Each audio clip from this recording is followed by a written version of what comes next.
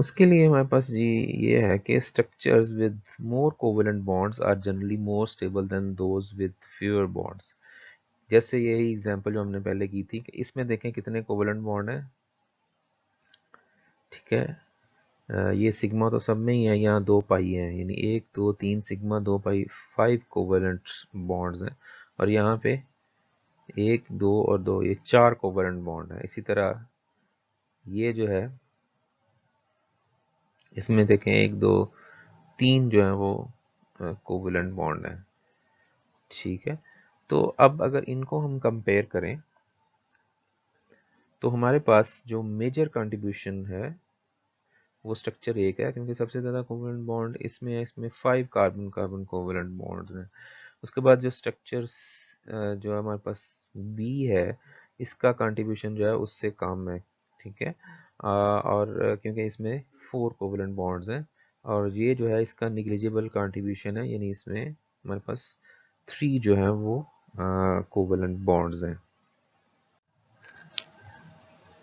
अब मैं ये कंट्रीब्यूशन स्ट्रक्चर बने कैसे हैं ये भी थोड़ा सा मैं आपको बता देता हूँ। मसलन ये हमारे पास जो स्ट्रक्चर ए और बी है, ठीक है, जो स्ट्रक्चर ए और बी है इसका कैसे बनेगा ये हम ये जो है हमारे पास बॉन्ड इलेक्ट्रॉन शिफ्टिंग जो है, अगर ये जो इलेक्ट्रॉन्स हैं ये शिफ्ट हो जाते हैं यहाँ पे,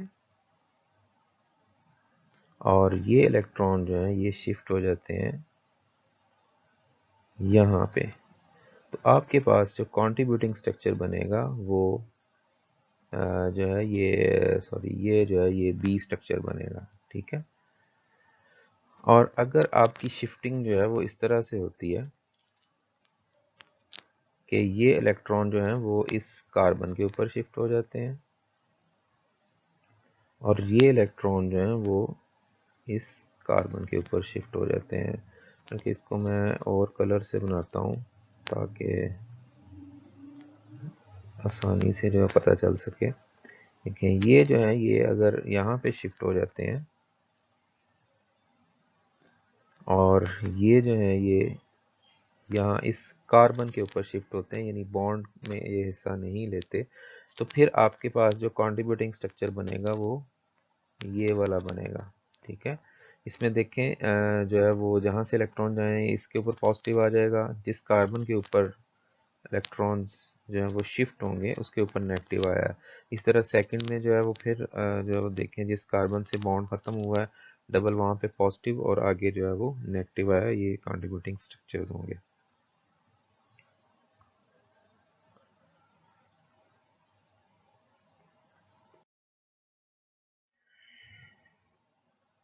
ओके जी। इसके अलावा structure with greater charge separation are more unstable, especially if charge separation leads to a reduction in numbers of covalent bond. It has already been seen in case of butadiene, the structure having greater charge separation have smaller number of covalent bonds and make only minor contribution to the, जिसमें charge separation ज़्यादा होगी, ठीक है, more stable sorry greater charge separation जो है वो more unstable होंगे, especially if charge separation lead to the reduction in the number of covalent bond.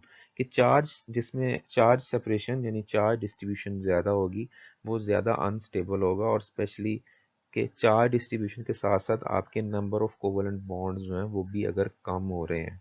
एक तो ये है ना कि आपने चार्ज डिस्ट्रीब्यूशन हुई है, लेकिन नंबर ऑफ कोवेलेंट बॉन्ड्स उतने ही रहते हैं जितने आपके एक में है वही नेक्स्ट कंट्रीब्यूटिंग में है, तो फिर जो है वो जो है उनकी कंट्रीब्यूशन और होगी।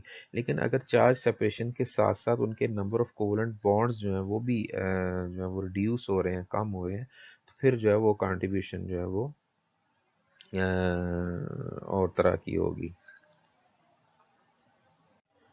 अब ये हम नीचे एग्जांपल्स देखते हैं इसकी। ये जो है इसमें आप देखें ये जो लोन पेयर है ऑक्सीजन का ये एक्चुअली शिफ्ट हुआ है। ये ऑक्सीजन का जो लोन पेयर है ये अगर आप देखें तो ये यहाँ पे शिफ्ट हुआ है, और ये जो है ये यहाँ पे शिफ्ट हुआ है, यहाँ से जो इलेक्ट्रॉन्स हैं। अब इससे जो है हमारे पास ये कंट्रीब्यूटिंग स्ट्रक्चर जो है इसका बना है, और ये पॉजिटिव हो जाएगा, ये नेगेटिव है। अब देखें यहाँ पे चार्ज डिस्ट्रीब्यूशन यानी चार्ज सेपरेशन हुई है, लेकिन बॉन्ड्स जो हैं वो इतने ही हैं। यहाँ पे 1 2 3 और 4 कोवलेंट बॉन्ड है, यहाँ भी 4 ही कोवलेंट बॉन्ड है। तो ये इसकी इस स्ट्रक्चर की जो है वो हम कहते हैं कि एक सिग्निफिकेंट कंट्रीब्यूशन होगी। लेकिन ये कंट्रीब्यूशन इससे कम होगी जिसमें चार्ज नहीं है। ठीक है, सबसे ज़्यादा कंट्रीब्यूशन उसकी है जिसमें चार्ज सेपरेशन नहीं है, ये जो है फर्स्ट। और ये जो है जिसमें चार्ज सेपरेशन हुई है लेकिन बॉन्ड उतनी है, इसकी अब कंट्रीब्यूशन है सिग्निफिकेंट कंट्रीब्यूशन है। अगर बॉन्ड कम हो जाते, जैसे हमने पहले एग्जांपल देखी कि बॉन्ड अगर कम हो जाते हैं, तो जितने बॉन्ड कम होते जा रहे हैं उसकी सिग्निफिकेंस उतनी जो है वो कंट्रीब्यूशन उतनी उसकी कम हो रही है। इसी तरह जो है हमारे पास ये एग्जांपल नीचे जो है 2, इसको देखें, एनिलीन की है। इसमें 3 तरह के, ये हमारे पास टोटल 1 2 3 4 5 जो है वो कंट्रीब्यूटिंग स्ट्रक्चर है।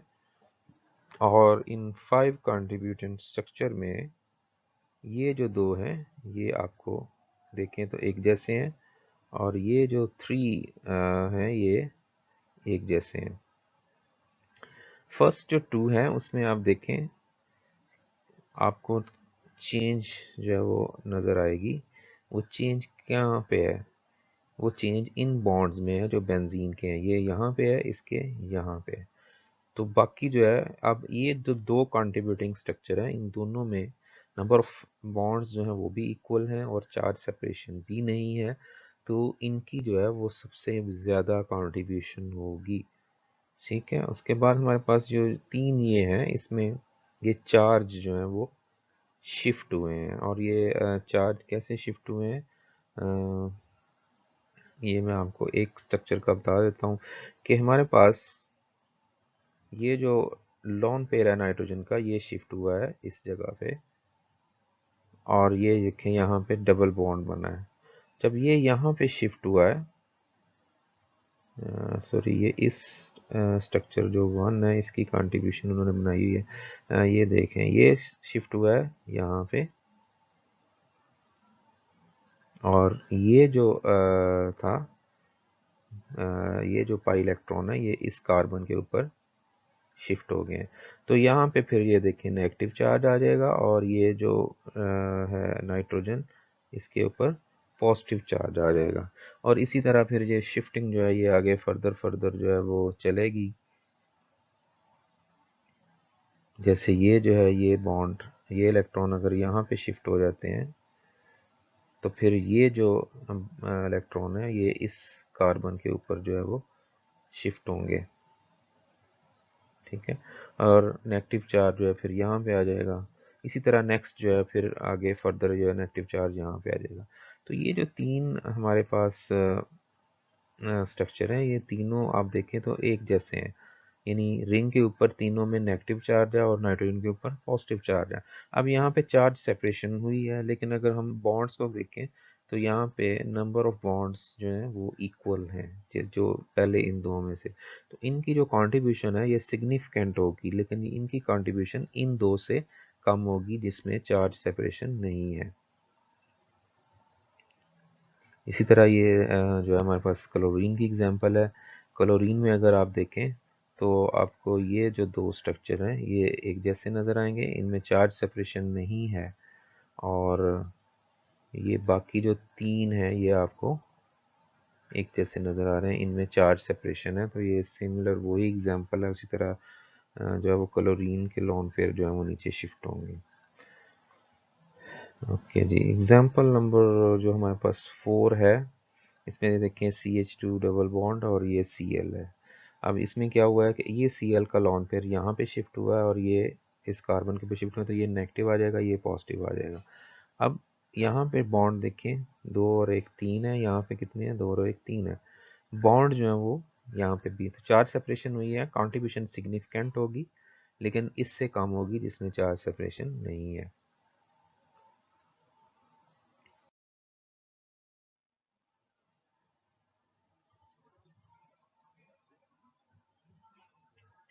ओके, सी जो है हमारे पास structure with like charges on the same atom और on two adjacent atoms are highly unstable. Okay, अब इसमें यह है कि हमारे पास अगर जो चार्ज है वो सेम जो है वो आ रहा है टू एडजेसेंट एटम्स के ऊपर, तो वो जो है वो हाईली अनस्टेबल होगा। मसलन ये हमारे पास एग्जांपल है, इसमें देखें जो है वो CH3N double bond positive charge है यहाँ पे और यहाँ पे नेगेटिव है। अब इसका जो कंट्रीब्यूटिंग स्ट्रक्चर हमने बनाया हुआ है वो अगर आप देखें, ये इलेक्ट्रॉन जो हैं यहाँ पे नेगेटिव वाले अगर ये यहाँ पे शिफ्ट हो जाते हैं और यहाँ से ये जो इलेक्ट्रॉन्स हैं ये आगे नेक्स्ट जो है इसके ऊपर शिफ्ट हो जाते हैं, तो ये हमारे पास कंट्रीब्यूटिंग स्ट्रक्चर जो है वो ये वाला बनेगा। ठीक है जी।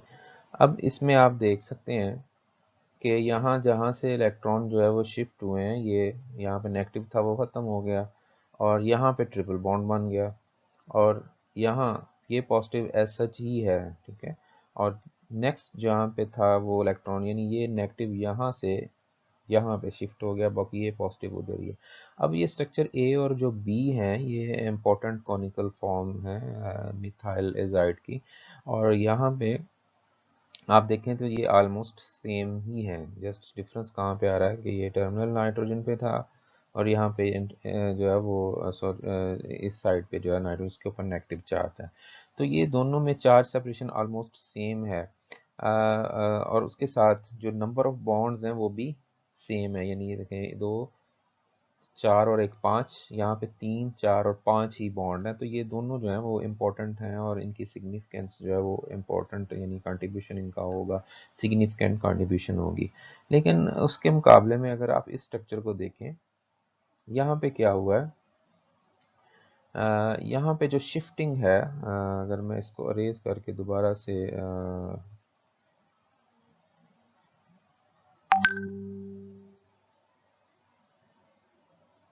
ये देखिए, ये जो है हमारे पास स्ट्रक्चर सी जो है वो कैसे बना है।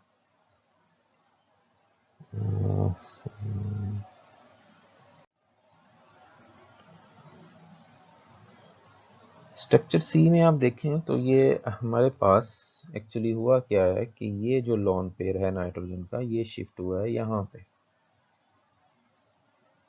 ठीक है, और यहाँ से एक जो था वो शिफ्ट हो गया पेयर इलेक्ट्रॉन का यहाँ पे। ठीक है जी। अब इससे जो है हमारे पास कौन सा स्ट्रक्चर बना, ये स्ट्रक्चर सी बना।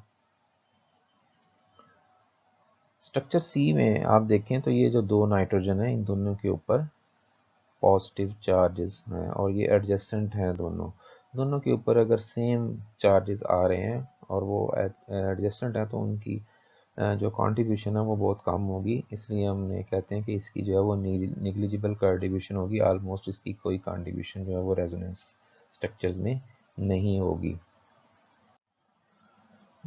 नेक्स्ट जो रूल है हमारे पास देखने के लिए कि कौन सा इंपॉर्टेंट स्ट्रक्चर है कौन सा नहीं है। Structure with the negative charge on more electronegative atom are more stable than those in which the negative charge is on less electronegative atom.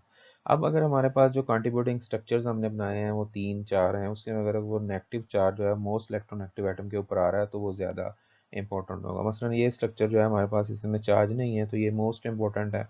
अब उसके बाद हमारे पास एक ये स्ट्रक्चर है जो हमने बनाया हुआ है, और ये हमने कैसे बनाया हुआ है कि ये जो हमारे पास इलेक्ट्रॉन थे ये जो है वो शिफ्ट हुए हैं इस जगह पे और यहाँ से जो है वो एक बॉन्ड जो है वो नाइट्रोजन के ऊपर शिफ्ट हुआ है और इसलिए नाइट्रोजन के ऊपर नेगेटिव चार्ज है और कार्बन के ऊपर पॉजिटिव है। ये सिग्निफिकेंट स्ट्रक्चर है क्योंकि यहाँ पे अगर आप इलेक्ट्रोनेगेटिविटी की बात करें तो नाइट्रोजन की इलेक्ट्रोनेगेटिविटी सबसे ज़्यादा है, उससे कम कार्बन की है, उससे कम जो है वो हाइड्रोजन की है।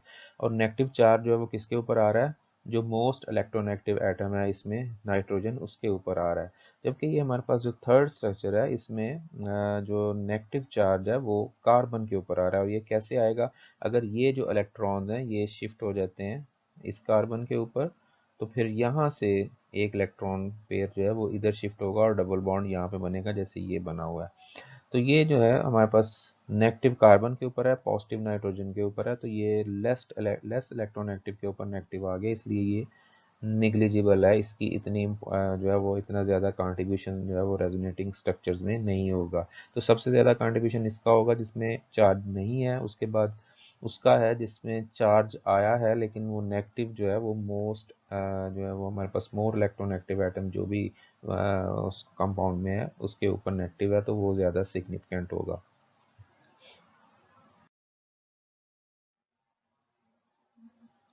Okay. Structure in which bond angles and bond lengths resemble closely with the resonance hybrid are more stable than those with distorted bond angles and bond lengths. हमारे पास जो स्ट्रक्चर हैं जिनकी बॉन्ड लेंथ्स और bond angles जो हैं वो actual structure के करीब होंगी वो ही ज़्यादा कंट्रीब्यूशन होगी। आप यूँ कह सकते हैं कि जिसकी बॉन्ड एंगल्स और बॉन्ड लेंथ्स जितनी जो है एक्चुअल के करीब होंगी उतना उसका कंट्रीब्यूशन जो है वो ज़्यादा होगा। फॉर एग्जांपल जैसे हमने बेंजीन का देखा, ये जो बेंजीन में हमारे पास ए और बी स्ट्रक्चर है, ये दो जो स्ट्रक्चर हैं इनमें हमने क्या किया हुआ है, यहाँ पे अल्टरनेटली बॉन्ड जो है वो लगाए हुए हैं। लेकिन जो सी डी और ई है इसमें आप देखें कि बॉन्ड हमने यहाँ से बनाया है। इसका मतलब ये है कि ये जो सेंटर वाला बॉन्ड है इसकी बॉन्ड लेंथ और है और ये जो है इसकी बॉन्ड लेंथ और है, जबकि इसमें ए और बी है इसमें सारी बॉन्ड लेंथ जो है वो सेम है। ठीक है, अगर हम इन तीनों स्ट्रक्चर्स को कंसीडर करते हैं तो इसमें हमारे पास ये जो दो बॉन्ड लेंथ्स हैं वो एक जैसी आनी चाहिए और तीसरी जो है वो डिफरेंट आनी चाहिए। अब अगर हम एक्चुअल स्ट्रक्चर जो है उसकी बेंजीन की हम बात करें तो उसमें तीनों की तीनों जो बॉन्ड लेंथ्स हैं यानी सारी की सारी बॉन्ड लेंथ्स जो है वो सेम आती हैं, उसमें कोई ऐसा हमें नहीं क्लू मिलता कि जिसमें दो बॉन्ड लेंथ्स जो है वो बाकी एक जैसी आ रही हैं और एक जो है वो उनमें डिफरेंस आ रहा है। तो इसका मतलब ये है कि हमारा जो कंट्रीब्यूशन है एक्चुअल स्ट्रक्चर में वो इन दोनों का ज़्यादा है, तो ये मेजर कंट्रीब्यूशन इनका है, इनका जो है वो माइनर कंट्रीब्यूशन है। तो हम कहते हैं कि जी हमारे पास जो ये जो सी डी और ई जो है इनका जो है वो अबाउट 7% जो है वो कंट्रीब्यूशन है, जबकि हमारे पास जो स्ट्रक्चर ए और बी है ये 40% जो है इनका कंट्रीब्यूशन है इन एक्चुअल स्ट्रक्चर। इसी तरह आप देखें तो ये ब्यूटाडाइन जो है, ब्यूटाडाइन में हमारे पास एक बॉन्ड यहाँ पे एक यहाँ पे है। अगर हम इसका कहते हैं कि जी एक डबल बॉन्ड यहाँ पे है और एक डबल बॉन्ड इन दो कार्बन्स के है जिसमें ये डॉटेड लाइंस लगी हुई हैं, तो ये ऐसा पॉसिबल नहीं है क्योंकि इसकी बॉन्ड लेंथ जो है वो बहुत ज़्यादा होती है और ऐसा बिल्कुल नहीं हो सकता, इसलिए ये इनसिग्निफिकेंट स्ट्रक्चर है, इस तरह की पॉसिबिलिटीज़ जो है वो नहीं हो सकती।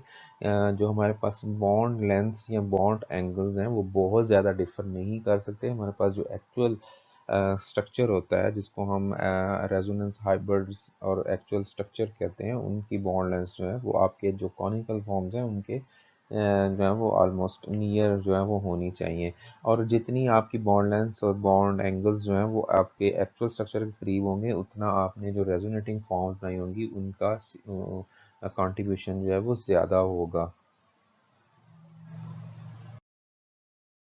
ओके जी, ये जो थे प्रीवियस हमने सारे जो रूल नंबर 5 के अंडर सारे देखे थे हमने कि हम किस तरह जो है वो पता लगा सकते हैं कि हमारे पास जो है वो कौन सा स्ट्रक्चर जो है वो ज़्यादा इम्पोर्टेंट है और कौन सा नहीं है। इसके बाद जो रेजोनेंस का हमारे पास रूल नंबर 6 है, compounds for which a large number of significant structure can be written have greater resonance energy, especially if the contributing structure are of equal energy। अब इसमें यह है कि हमारे पास ऐसे कंपाउंड जिनके आप कह लें कि जो रेजोनेटिंग स्ट्रक्चर है इक्विवेलेंट रेजोनेटिंग स्ट्रक्चर, ठीक है, हम किसकी बात कर रहे हैं, इक्विवेलेंट रेजोनेटिंग स्ट्रक्चर, वो स्ट्रक्चर जिनकी एनर्जी इक्वल है। जैसे हमने अभी बेंजीन की बात की उसमें दो एक तरह के हैं तीन एक तरह के हैं, तो वो इक्विवेलेंट नहीं है क्योंकि दो तीन जो थे उनकी एनर्जी और थी और दो की एनर्जी और आ रही है, तो उनका कंट्रीब्यूशन हमने कहा कि अलग अलग है। अब अगर हमारे पास कोई ऐसा कंपाउंड जिसके इक्विवेलेंट रेजोनेटिंग फॉर्म जो है वो ज़्यादा बन रही हैं तो वो ज़्यादा स्टेबल होता है। जैसे ये एग्जांपल है हमारे पास, ये एग्जांपल जो है ये हमारे पास नाइट जो है ये आप कह लें कि हमारे पास ये नाइट्रेट की है और नाइट्राइट की है। ठीक है, हमारे पास नाइट्रेट आयन और नाइट्राइट आयन जो है, the greater acidity of nitric acid as compare to nitrous acid is also contributing the similar effect. हम अगर नाइट्रिक एसिड और नाइट्रस एसिड जो है उनको कंपेयर करें तो हमारा जो एसिडिटी है वो इसकी नाइट्रिक एसिड की ज़्यादा होती है। और मैं थोड़ा सा ये जनरल आपको बता दूं कि हमारे पास जब हम एसिडिटी की बात करते हैं तो वो एसिड जो है वो ज़्यादा स्टेबल होता है जिसका जो नेगेटिव आयन जिसको हम कॉन्जुगेटेड बेस कहते हैं वो ज़्यादा स्टेबल हो तो उसकी एसिड हम कहते हैं कि ये ज़्यादा स्ट्रॉन्ग है। मसलन HNO3 है, यहाँ पे हम इसको कहते हैं ना ज़्यादा स्ट्रॉन्ग है। तो इस HNO3 ने नाइट्राइट आयन देने हैं और नाइट्रस एसिड जो है उसने नाइट्राइट आयन जो है वो देने हैं। तो अगर नाइट्रेट और नाइट्राइट में से जो आयन ज़्यादा स्टेबल होगा वही एसिड जो है वो ज़्यादा स्ट्रॉन्ग होगा, उसकी एसिडिटी जो है वो ज़्यादा होगी।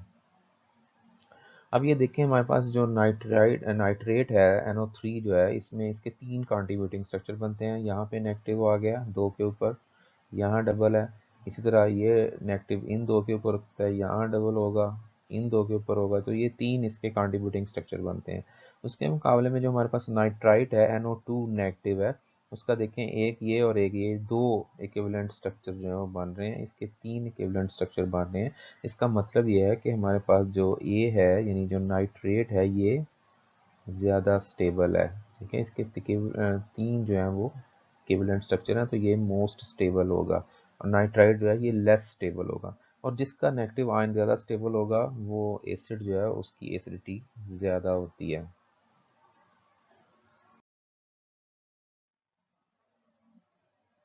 अगेन हमारे पास एसिडिटी ऑफ कार्बोक्सिलिक एसिड अगर हम कंपेयर करें विद अल्कोहल्स तो ये हमारे पाच RCH2OH ये अल्कोहल है, ये बेस के साथ जाएगा। और बेस में आप देखें जो है हमारे पास जो है वो ये RCHO नेगेटिव जो है यहाँ पे RCH2O नेगेटिव बनेगा। और अगर आप देखें तो ये जो है हमारे पास कार्बोक्सिलिक एसिड है, इसका अगर बेस हाइड्रोजन लेता है, यहाँ भी बेस ने हाइड्रोजन लिया है, यहाँ भी बेस ने हाइड्रोजन लिया है, तो पीछे ये इसका जो है हमारे पास ये नेगेटिव आयन बनता है और इसका ये जो है वो नेगेटिव आयन बनता है। ये जो नेगेटिव आयन है ये जो अल्कोहल का नेगेटिव आयन बना है ये इसमें रेजोनेंस नहीं है। ठीक है, इसका नेगेटिव चार्ज यहीं ऑक्सीजन के ऊपर है। जबकि आप देखें तो ये नीचे हमारे पास जो कार्बोक्सिलिक एसिड का नेगेटिव आयन बना है उसके 2 इक्विवेलेंट रेजोनेटिंग फॉर्म्स जो है वो हमारे पास बन सकती हैं। तो एक बात तो ये है कि हमारे पास जो इन 2 नेगेटिव आयंस को अगर आप कंपेयर करें तो ये नेगेटिव आयन ज़्यादा स्टेबल होगा क्योंकि इसमें 2 इसकी रेजोनेटिंग फॉर्म बन रही हैं, इसकी कोई रेजोनेटिंग फॉर्म नहीं बन रही। इसका मतलब है कि अल्कोहल की एसिडिटी कम होगी और कार्बोक्सिलिक की एसिड जो है उनकी एसिडिटी जो है वो ज़्यादा होगी। अब अगर हम नेगेटिव आयन के अलावा बात करें तो जो हमारे पास अल्कोहल जो है, ठीक है, अल्कोहल जो है इसमें देखें ये रेजोनेंस आ जाती है। जैसे ये चार्ज सेपरेशन हो गई, जैसे ये देखें ना RCOH है, तो ये जो है इलेक्ट्रॉन यहाँ पे अगर शिफ्ट हो जाते हैं, यहाँ पे शिफ्ट हो तो ये हमारे पास रेजोनेटिंग स्ट्रक्चर बन जाता है और ये चार्ज सेपरेटेड स्ट्रक्चर है। ठीक है, इसमें चार्ज जो है वो सेपरेट हो गया हुआ है। अब इसका मतलब ये है कि आयनाइजेशन से पहले जो हमारे पास उसकी कंट्रीब्यूशन है वो इस तरह की है जिसमें चार्ज सेपरेशन होती है और आयनाइजेशन के बाद जो है वो उसमें देखें ये इक्विवेलेंट हैं, ये दोनों इक्विवेलेंट नहीं है, ये दोनों इक्विवेलेंट हैं। तो इसका मतलब है कि इस फॉर्म में ये ज़्यादा जो है इसके नेगेटिव आयन जो है वो ज़्यादा स्टेबल हैं as compare to acid acidic form जो उसकी कंप्लीट एसिड फॉर्म है। तो इसलिए भी ये जो एसिड है फिर जो है वो शिफ्ट हो जाएगा और नेगेटिव आयन में जो है वो जल्दी जाएगा, इसलिए हम कहते हैं कि ये ज़्यादा जो है वो एसिडिक है।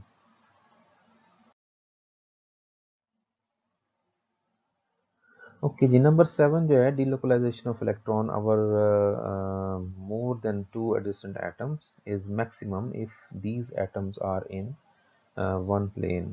Thus, benzene, butadiene, vinyl chloride, and the molecule for which set of resonance structure were previously written all are planar molecule. There is no delocalization electron if one pair of doubly bonded atom lies in one plane which is perpendicular to the plane of another pair of doubly bonded atoms. with unshared pair of electron, a positive charge और a negative charge. For example ये हमारे पास साइक्लोटेट्राईन जो है इसकी example है।